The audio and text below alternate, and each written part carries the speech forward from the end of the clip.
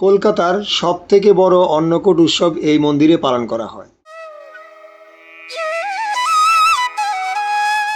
এই মন্দির দেখে মনে হবে আপনারা সত্যিকারের বৃন্দাবনে চলে এসেছেন। 300 রকমের ভোগ নিবেদন করা হয় ভগবান শ্রীকৃষ্ণের সামনে।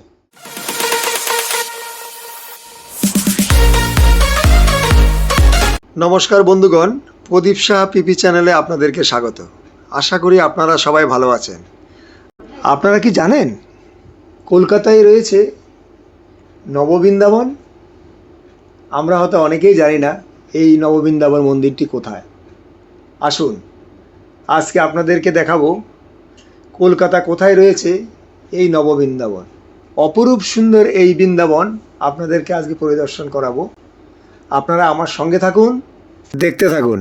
কলকাতার এই ব্যস্ত শহরের অন্যতম একটি শান্ত স্থান হলো শ্যামবাজারের অবস্থিত এই সুন্দর রাধাকৃষ্ণ মন্দির।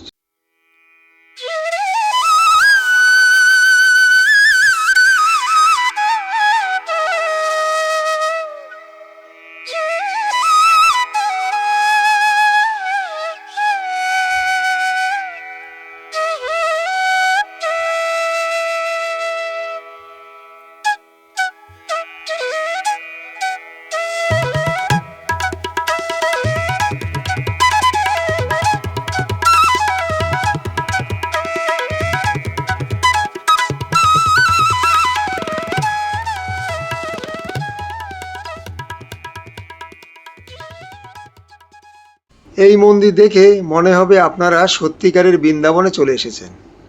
অপরূপ সুন্দর এই মন্দিরের পরিবেশ আপনাকে মুগ্ধ করবেই এবং আপনাদের মনকে ভালো করবে। এই মন্দিরে আপনারা যদি আসতে চান তাহলে আপনাদেরকে প্রথমে চলে আসতে হবে শ্যামবাজার মহারাজা মনীন্দ্রচন্দ্র কলেজের স্টপেজে, অর্থাৎ Ramakanta Bose street, Shyambazar metro gate 3। মেট্রোর ডান পাশ থেকে এই রাস্তা ধরে সোজা একটুখানি হাঁটা পথে আপনি পৌঁছে যাবেন এই অপরূপ সুন্দর মন্দিরে। চলুন মন্দিরের চত্বরটা আপনাদেরকে ঘুরে দেখাই। মন্দিরের গেট দিয়ে প্রবেশ করলেই ডান দিকে রয়েছে মন্দিরের অফিসঘর। এটি হলো মূল মন্দির।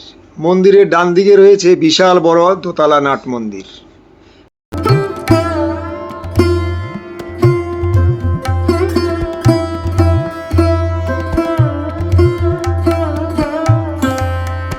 মন্দিরের পাশেই রয়েছে দুর্গা মণ্ডপ। এখানে খুব ঘটা করে দুর্গাপূজা পালন করা হয়।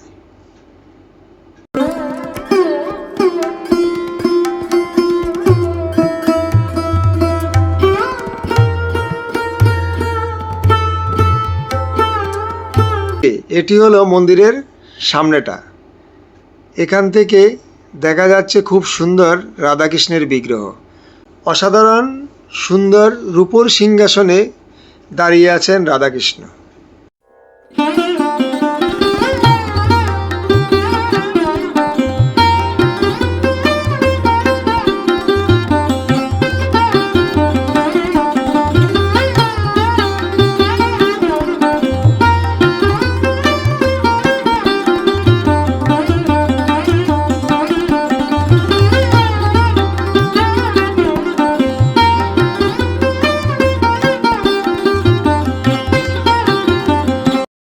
চলুন এবার আপনাদেরকে মন্দিরটি প্রদক্ষিণ করে দেখাই।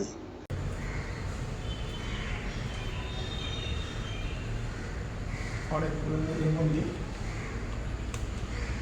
মন্দিরের চারিদিকে রাস্তা রয়েছে। আপনার ঘুরে ঘুরে আমরা মন্দিরের চারিদিকে আপনাদেরকে দেখাচ্ছি। ভিতরে প্রদক্ষিণ করার রাস্তা রয়েছে।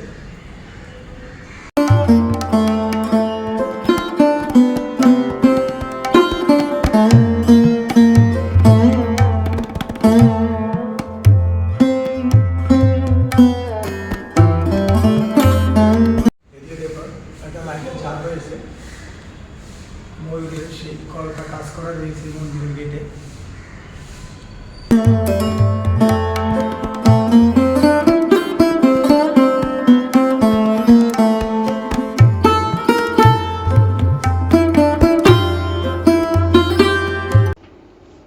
এই মন্দিরটিতে বিখ্যাত উৎসব হলো অন্নকূট উৎসব।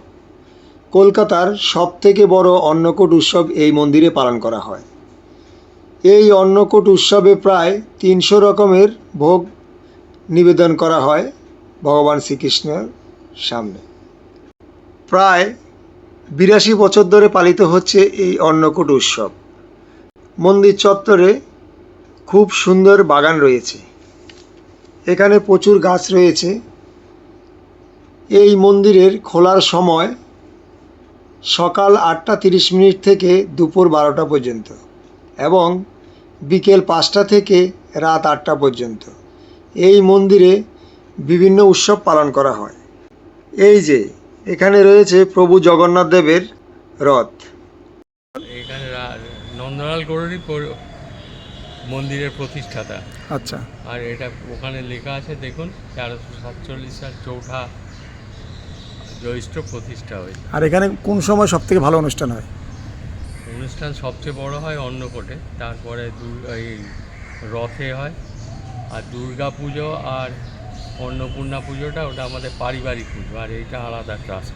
আচ্ছা আচ্ছা, যে আপনারা দেখতে পাচ্ছেন ফোয়ারার নিচে লাল লাল অরেঞ্জ কালারের অনেক মাছ রয়েছে। এই ফোয়ারাটা রাত্রেবেলায় খুব সুন্দর লাগে দেখতে।